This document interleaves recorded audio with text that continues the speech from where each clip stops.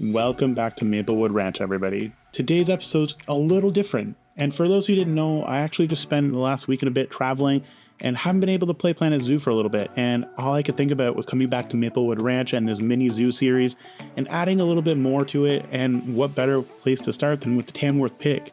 So I'm really excited to bring this new English breed of domestic pig to the zoo, and I can't wait to see what we kind of put together. Now, today's episode is going to be a little different. It's actually a speed build. And the first thing we're going to start off with is trying to copy this fence.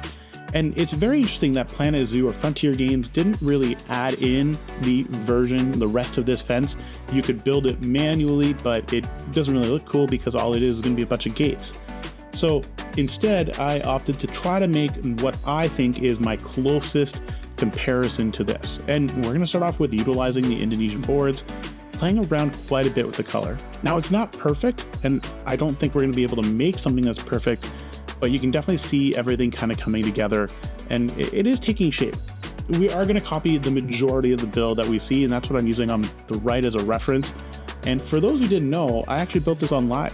So if you want to see me talk about this and just chat with a few other Planet Zoo creators and members of our community, head on over to the live page and take a look. But you just remember, you're not really required to do so. Now, a few things as we kind of dive into this build. It's a different one for us. We haven't done a speed build in a long time. We've been focusing more on slower versions of the build, and there's nothing wrong with doing speed builds, don't get me wrong. It's just, it's different because I like going slower and just showing you guys more intended pieces. But I literally flew in the same day that I'm recording this, and I really wanted to push something out because I wanted to get back into building Planet Zoo. I couldn't wait any longer. Call me impatient maybe, but things are coming together and it's starting to look like a real zoo. And I went back through and added significantly more detail even after the live stream, which you may have seen in some of the cinematic shots from the very start of the episode. And don't worry, you're going to see a few more at the end of the episode as well.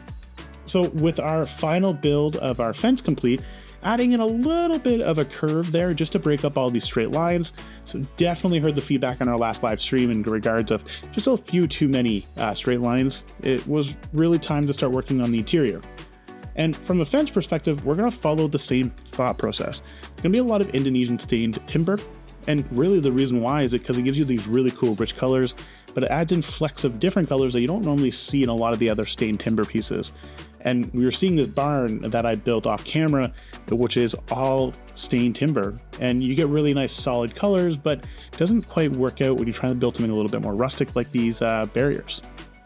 So that's why you're going to see a lot more Indonesian wood pieces, because it just gives you a little bit more versatility and adds a little bit more of that rustic look that Maplewood Ranch is. Because remember, this isn't a zoo, it's actually meant to be a working ranch. Now, this is going to be the first example of a mistake that I made pretty early in the build, and I do go back through and correct it, but I wanted to add it in because I want you guys to know that it's okay to make a mistake sometimes, and I think this is going to be a perfect example. Now, moving on to the rest of the build though, it was time for us to kind of start focusing on the exterior, and we kind of did this in two stages. First one is placing down a lot of these enrichment items, and there's a really cool mechanic which is called Disable Animal Terrain Constraints. And what it does is it allows you to pull terrain through a lot of the enrichment items. And if you're anything like me, I hate how these forage boxes look, more so because they have the wood border. And I understand why the wood border exists, I really do. But I really don't like the way it looks. So using that tip, which is to enable the disable ability for terrain, and also having caught a little bit of Sparrow's last video, so if you haven't checked it out, Sparrow83 is an amazing builder where she placed her forage box under the ground utilizing the path.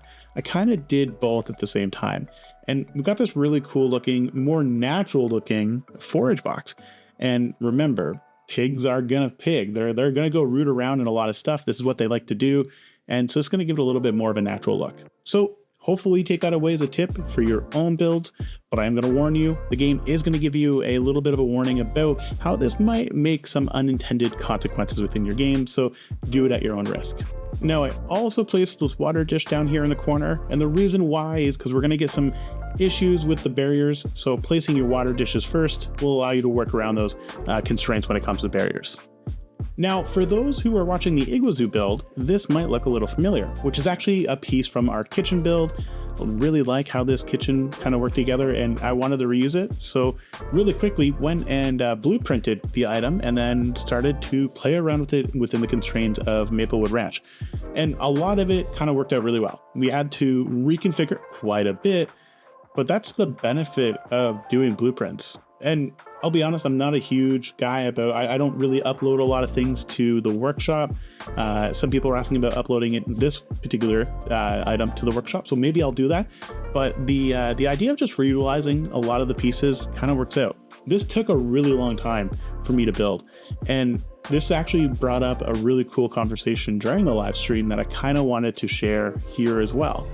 And somebody was asking about how you become really good at planetzoo. And of course, the best way to talk about it is just practice. Practice makes perfect. So keep that in mind. Nobody started out perfect. For the hosts who have seen my very first videos, I think I've said this before, they were not good, to say the least.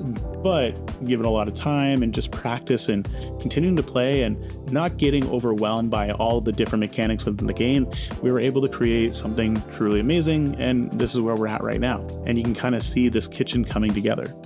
Now, it was really funny, I got called out on a few kind of weird things on this one, but they understand why I built it the way I did, because I wanted to add a little bit of realism to it. Now, speaking of realism, just remember that nothing is going to look perfect the first time you build it, so try it out. And if you don't like it, build it again. Oftentimes, deleting and restarting will create some pretty cool new items, and that goes the same for this build. I can't tell you the amount of times I started building a new barrier and then I just didn't like it and then I had to go back. Now, speaking of realism for this particular build, I did take something which was really cool. So it's the new puzzle pack for the gift shop, flipped it upside down and then sunk it into the table, and it kind of gave it the idea of like a little cutting board. Now, a lot of the inspiration for this particular build actually came from the keeper hut. I really just kind of wanted to extend the keeper hut out into something that was a little bit more realistic and real world. And that's what created this. And struggled a little bit. You can kind of see me struggling here, but we finally made it work. And our backstage area, or rather our front stage area, because the guests are going to have access to this area, is kind of completed. So with that being said, it's time to work on the exterior and finally finish this overall build. Now, it's very easy to create a pigsty, because the reality is you're just going to really put a whole lot of mud. Now, that being said, it just doesn't look that great. So I did utilize this really awesome old rock blueprint that I picked up from the workshop. I believe it comes from Caesar Creates, and I do rework it for this particular build. So again, pigs are just going to eat all of your foliage. There would be nothing here. And that's part of the idea that you get pigs, you want to put them in, maybe pastures and stuff like that, because they're going to clear out a lot of like that bramble and stuff. So instead, I just use a lot of blue stem grass. I think it's going to be the perfect piece because it's a little bit more robust. It's higher, it might be a little bit tougher on the pig, and maybe that's why it's still in the pigsty. It's surviving where it can, and I think that makes the most sense. So I spammed a lot of blue stem grass. You're going to see this crop up a whole lot in this particular pigsty, and it's not going to be the only thing you're going to see that I spammed a lot of. Now, before we get there, though, I just want to put a few shoutouts. If you've made it this far in the episode and you really want to support the channel, think about subscribing and leaving a comment.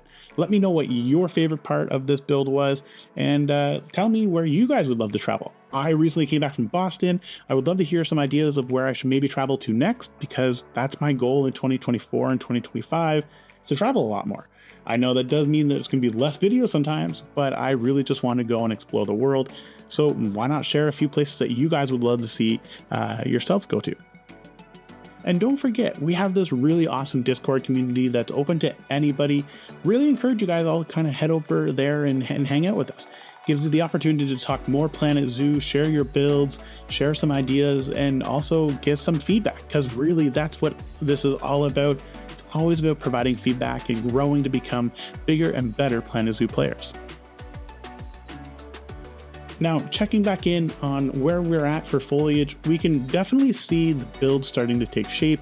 It's looking a little bit more lived in. It's adding a little bit more detail to the entire build. Again, this is not going to be the only detail that you see added at the very end. I did go back in and off camera, added quite a bit more to this build. And there's a reason for that. This is going to be a mini series. This is not going to be replacing Iguazu. So keep that in mind, that you're not going to necessarily see everything, but we will do regular tours of what we have put together so you guys can see everything come together. Now, I did mention that foliage is not going to be the only thing we're going to spam on this episode today. And here is what we're going to spam even more of, which is this grunge. And really wanted to create a more muddy experience for this build, so I kind of created a grunge palette, if you will. And the idea behind it was I wanted to just copy and paste this really pretty much everywhere. And it all worked out until I realized that, hey, the ground is not going to be flat, so it did kind of change up things. But once I kind of had the initial palette ready to go, it was time just to space this everywhere. And I did this on live stream, and I'm gonna say I got really quiet because I was really focusing on this, and I do apologize. But you can see there's a lot of grunge being placed on the ground. But this provided the added benefit of making it look like the pigs have been moving around a lot. It got really muddy. They've eaten up a lot of the foliage, so there's really nothing there holding into the soil. So things are starting to break down, and this added so much more detail. So much more detail. It's just a shock that it took that much grunge to make it all happen, but totally worth it.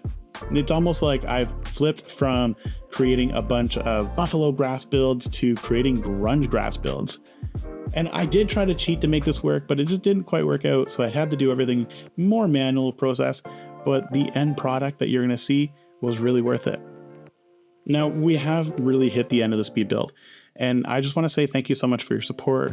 You know me, I'm all about creating a community and an environment that's going to be fun. I encourage you guys to build bigger and better. So keep that in mind. I would love to get your comments and feedback on how I could improve this build, because again, that's how I can improve. And I would forever be thankful for that. Now, we are going to do a quick flyover and check in on Maplewood Ranch, just so we can see what it looks like and where we're going from a direction perspective. And keep your eye out for more live streams that are going to be coming. The idea behind it is I do want to live stream a lot more, only because it gives me an opportunity to hang out with you guys live, ask questions, and we can build things together. So keep that in mind. And as always, again, thank you so much for your support, and ciao for now.